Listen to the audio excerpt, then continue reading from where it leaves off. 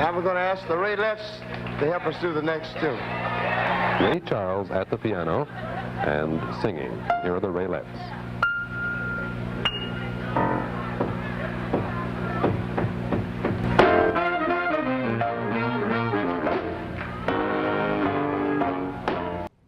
In 1956, Ray Charles, who already had a steady stream of hits with Atlantic Records, was looking to enhance his sound.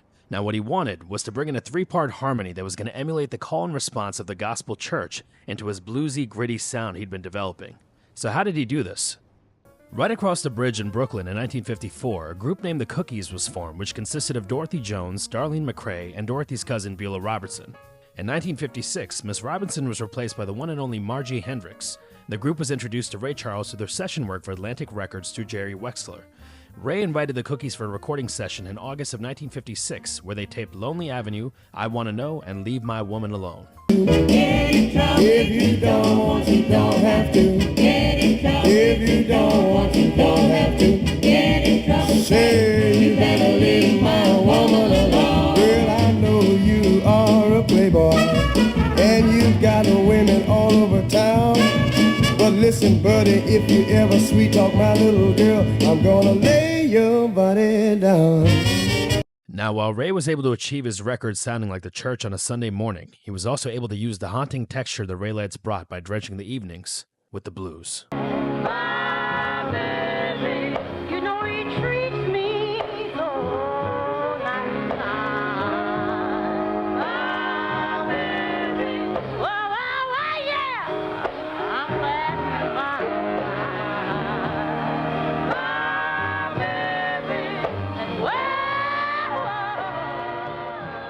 Now you can see the energy and grit exuding from Margie Hendricks, and rightfully so in the early years. She was the Raelettes' foremost member. Ray Charles said about her, Aretha, Gladys, Etta James, these gals are all bad, but on any given night, Margie will scare you to death. Now one of the running jokes within the band and what was part of the conception of the Raelettes was in order to be one, you had to let Ray. An infamous example of this was the heavy love affair between Ray Charles and Margie Hendricks. This in turn led to one of the Raelettes' greatest contributions towards Ray's sound and perfectly captures the heights of the original group. Nighttime's the Right Time was a scorching blues duet that featured a solo which emulated a climax between two lovers, and as a result, immortalized Margie Hendricks and defined the Raelettes as one of the great factors of Ray's success. You know what I'm thinking of? Yeah, sing your song, Margie.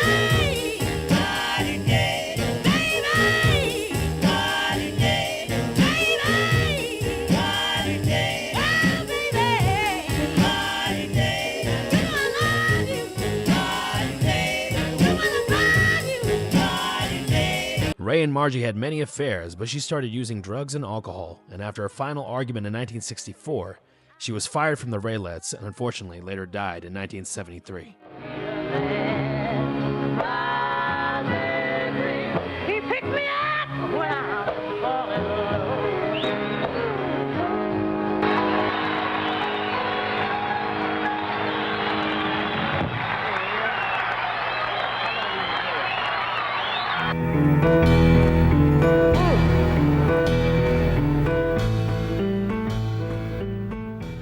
As the years went on, the Raelettes had a variation of lineups, with each group consisting of 4 or 5 singers. The ever-changing lineup included Minnie Riperton, Mary Clayton, Clyde King of the Blackberries, Edna Wright of Honeycomb, and Latter-day Supreme Suzanne Green.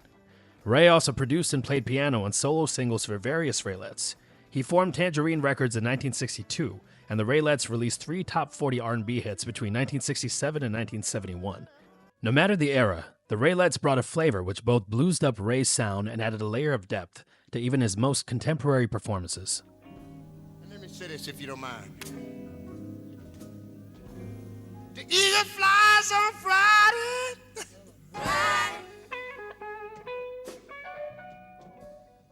In the 1970s, Mabel John sang lead vocals in the Raelettes tour independent of Ray Charles. After she left, the Raelettes returned to the background for good, with various lineups backing Ray Charles until his death in 2004. Whether it was a slow blues or to the church-like climax, the Raelettes will forever be remembered as more than just background singers. They were the canvas in which Ray's knife-through-butter vocals were painted on with pure soul, and defined what harmonies could be within the palette of rhythm and blues. Thank you for watching, and be well.